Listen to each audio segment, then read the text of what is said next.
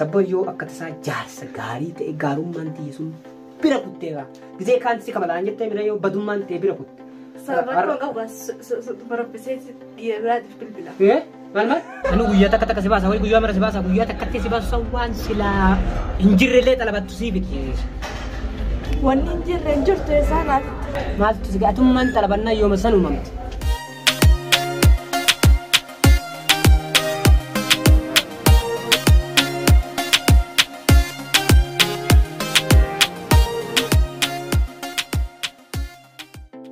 Seenaa manni Oromoo mana keessanii hadhammoo maaliin dachaanii warri jettan kaakuma gizee duraa badaa ta'ee seenaariyoo natti kenname. Itti dalagee namni keessan Allah yaal'ana kattanii abaariin dhaggalakkiftanii kunis maali Mustafaa amalli kun keetii biti naan jettanii hadhammoo kun amala isin dura na beektanii amala gaarii isiniin dhufe hadhammoo jaarsa gaarii ta'ee isin ammoo amalli isii maali amalli kee gaarraa ammoo isin ka isii gaarima gizee kamuu gaarima tamamaa jennu. Le'annoo seenaariyoo isii kennamuuf gaari maleesh namni micayyoo tana miidhuun fedhu mukrijni illee islaamii amma dhiis mukrijarra waan dubbadhu wali aarullee kaamira mabooda dhaqaafe. Kanaaf ammoo jaarsa gaarii ta'ee tana keessa roomaansi illee babbarachuufanillee hawwima qaba. Le'annoo ganaa kana waa hedduun eeggatanii osoo fuudhin dura irratti akkuma qalbii godhe yoo akkas taate isin jaalattee fuularraa ife dhugumaan akkanuma itti fufaa gizee kaanillee jechuudha. Kanaaf ammoo jaarsa gaarii ta'ee ilaaluuf deema. Sabboyyoo akka tasaa jaarsa gaarii ta'e gaarummaan ta'e sun bira kutteera. Gizee kaan si kabalaan jettee mira yoo badummaan ta'e bira kutte. Sababa qabu barabbisee dhiyeeraatiif bilbila. Maal? Tamam akkas taanaan rakkoon qabu badummaa matii haa deebi'u. Abshirii. Nageenya deebii dhagaan lakkiin jedhe. Maalirree jedhee barallee deebii yoo gaarummaa jechuun sirriitti beekutti maali deebii hayi. Deebii jaaluun kan hedda bara. Jaalaluma si dabalaa jechuu keeti moo keenya dabalama an duraa duuti jaaladhee nan jaarsa gaarii si taarame jechuu keeti. Inni geennee siin jedhee bara. Jaalala kiyya siif dabalamaa. Ayiwaa jaalala siif dabalama. Kanaaf ammoo akkuma dura jennee sarre.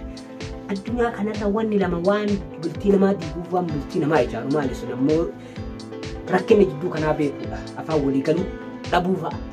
Afaan Amaaraa wallaaluu fa'a kama afaan Oromoo yookaan afaan Arabii dubbatan kana walii beekuu dhabuudha. Kana ammoo irraa haga xiqqoo takkaallee taasisaa dandeenyeen irraa isinii waraabnee isinii gadhiisutti jirra ammaattis gadhiifna ta'a. Kanaaf ammoo qophiin har'aa ammoo jaarsa gaarii ta'ee akkuma dhufetti akka gizee duraa na biraa deemtee wallollee bultiitii akkuma itti qe'ee diigatti. Har'a ammoo yoo tolchee akkasitti qabadhe aniin kunoo kabajaa hagamsii biratti qabaa. Gizee dura warri ta'anii hordoftootaa fi barnoota ta'a. Barnoota isii hordoftootaaf illee ta'a bultii xiyyaaf illee tiifachuu ta'anaafis jechuudha. Akka gizee duraa miilaan osoo barbaadee kottee narra dhugdee caamman narra dhumee muwaasalaata baase san sima mana artu sana yooma ari'uu baadhee duruma maaluman ariisise eegateeffachuun hin oolle jedhee kabajamaan si faarseetuma sima shawwadee sima kekkejibee. Haayilaa akkasii yoo onnee keessaan ta'e hin taatu gahaa. Tuanne dia baik, ilmi gay baca kan kamu, ilmi gay baca kan? Lah, namni gayo, aku matu beras fase, orang nggak simpas. Sama, mewah sih muda bor.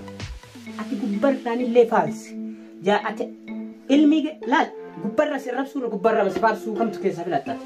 Lah, gubbar anak farsu kisah, naga kapan jalan kemana adi? Tamam, amma jan wal lama kisah, wam badau lamante. Gubbar rasi farsu, fi gubbar rasi rapsu kamu filata ya.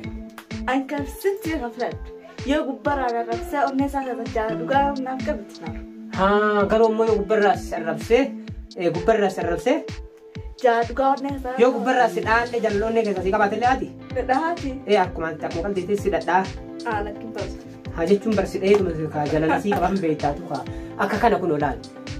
Jalan onni berbajis tu, ale anno so fulanu lole akka fulli sa ugante inni beeti onnen tumbar mata kana le isi mogana tiga katam tim kursi kaptusi astadadari mudire ju mudiri qama kan guutu onnen tun mo agli kana le isi ajajero takka kana fammo jalan likun wahid tolche jibban mo wahid diga ufirra kas jibban mata keerra egala sifitu egala kisi kefitu egala bultite guutulle adduma kas addumatti kullaa si baasa jechuudha. Jaalalli ammoo waa hunda rabbiinis walitti fiduu ilmaan teetis jaartii teetis tokkoffaa nama jibbee jaarti haadha manaa ofii jibbee karaa siraafuu kama of jibbee ka'eetu bara isii jibbaa ufuma jibbee ka'ee geessee isii jibbu eegala bultima sanuu fedhu jechuu eegala booda manuma sanuu jibbee karaa irra bahee karaa makiina gubbaa dhaqa kana itti qophii keenya kaadhaa gabaabdumatti hadha jaarsa gaarii isii ta'uu deema jechuudha haqa qophii keenya kan xumuraan wajjin tura yoo isin tole immoo laayik subscribe san immoo ol deemachuu hin dagatinaa assalaamu alaikum.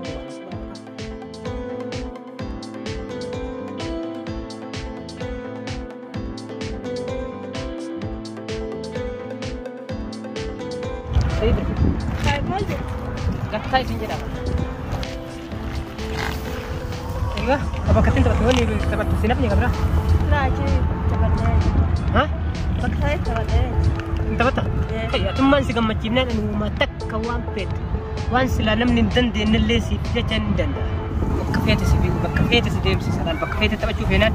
Anu mayu si dia cawan dan ingko nenjur. Dunian si intan elan, cina ningku ba akak. Babnus kubar bisa. Kenapa mau meski saya?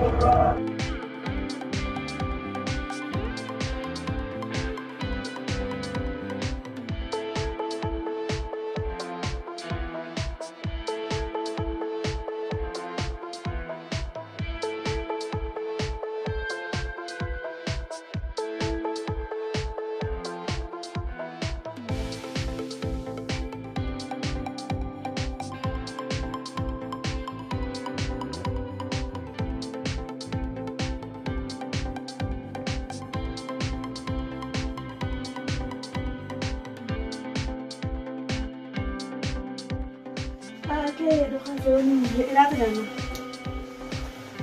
Malet, tay me kot tay. Ira kenapa jadi? Ira tanya na. Simak ko ira sa. Hai, betul. Baraning kulal. Si ira ta ibidda Cina dabatte. Ibidda sun si o si adu si gubdu. Adu si gubdu fero. Atin tu kakaldi ay do kese tami. Si barbaatilan. Wanni anin tanin jiru kotte na radu mattelan farti abade.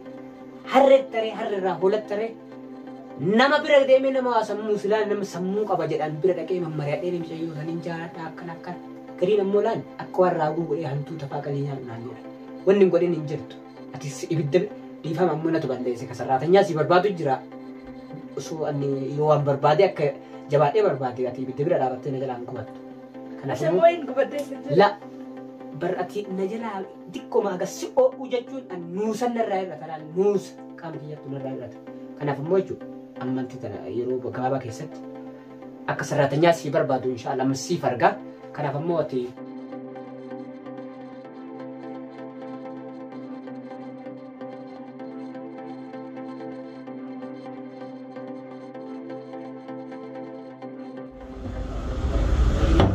mal dabalame mal ada bro. Lagi orang terkenal ni dia Anu guyyaa takka si baasa, guyyaa mara si baasa, guyyaa takkatti si baasu waan sila hinjirrelee xalabattu si biki. Wanni hinjirre jirtu isaanaati. Maaltu si atummaan xalabannaa yooma san uumamte. Haas kala zaman waan hinjirre sin qaba. Garuu ammoo jaarsa kiyya miidhattee akka sigaaliin goone akka naaf jecha isa jalaa isa miidhu kiisa isaan miidhuttee kabajaan gogoole si galee akki sun naaf illee ta'u siif illee sillee si miidha. Ni haa jedhe. Habibi aku gapo berbuat. Ada gapo. Ya orang namun itu dia bilang bahwa mai pakai masing-masing kita langsung dia berapa maka. Ay, hasra kong gapo. Sinja ko. Kalau kaya ini lebih tingkat yang berapa na? Yang masih masa. Ay, hasra kong gapo. Ya. Hey. Naman kaya me kot tay. Hari ni? Masih mana? Nama kerja kalau naman ni lagi. يكون تولال كجمع كشرحي ولا الشرحي بدل سينو أكون بس ثلاثة واجت وانا قابل جوتي بكبر با هديك أمتي بكبر با جسم كوفا مقادم أتو وانا رابر بادس أور بوديس وانا رابر باد دودي جيو دودي كلنا كابل سينا رأوستي نيا سينا في تارا بكبيت أنا جالس بكبيت الدو مشان Tiada sih muka apa sih menjurus sih kan? Pakai beda sih guys sih. Ani rumah itu sih birong kini Jerman itu rumah payah di sama algo cuci rata sih.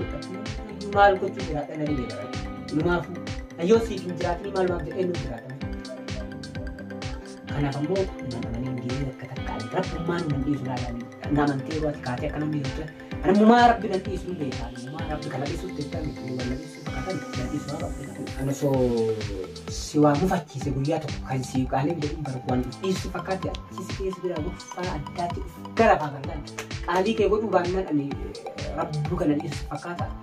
La amma kai su gaisa kai duniya da ka safari si malam wadan hakka oso Israeli kan wa ku kan jiro bella ma ba ni mata kai si gaisa kai de ba dan malam bella ma si je nam peto jiyo ka ba ki bella ma ka ba te la persi na ana sulan apa ma bedo ji bella ma ba de bella ni su sigaretti kuma sigale an amma ja na tabatuna gammadina asinjera yeroo gaarii dabarse akkanaa ol hin jiru kana irratti rabbinan dhiisuun beekan yaa rabbinaanis kaayi yaa rabbinaanis yaa rabbinaanis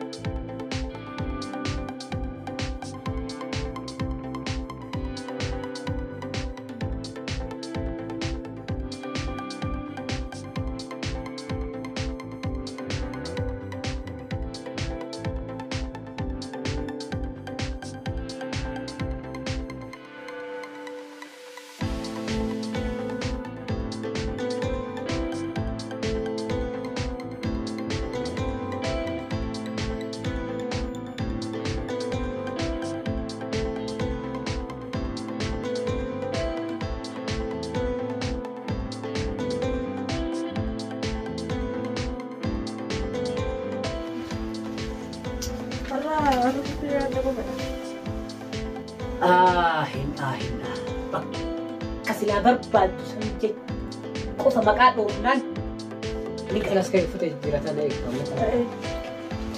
dhaabudhaaf yookaan immoo uffatuma jijjiirrattu as ilaala.